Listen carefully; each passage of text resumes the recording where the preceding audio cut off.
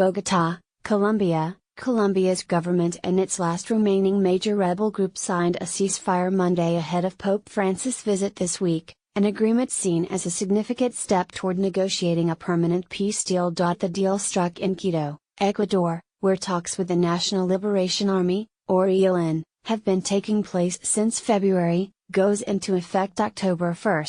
It runs through January 12 and can be renewed if both sides agree. Under the ceasefire, the rebels agreed to suspend attacks on infrastructure, kidnappings and recruitment of minors.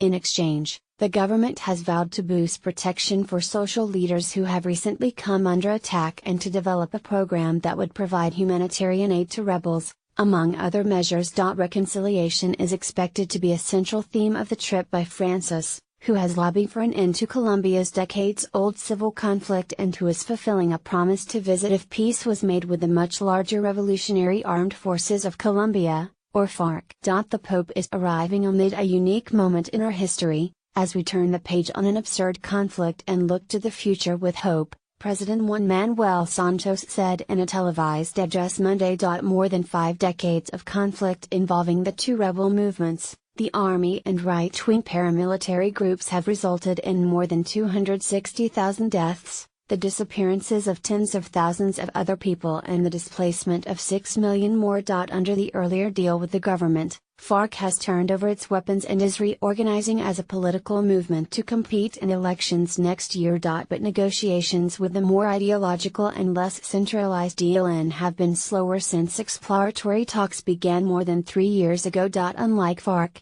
which financed itself through involvement in Colombia's flourishing drug trade, the ELN funds its insurgency mainly through kidnappings and extortion. Until now, it has refused to abandon those practices, earning the enmity of many Colombians who want Santos to take a tougher line than he did with the FARC, labeled a terrorist group by both the United States and the European Union. The ELN has also stepped up its attacks on Colombia's energy infrastructure this year. The ceasefire will be verified by independent observers, the United Nations and the Roman Catholic Church.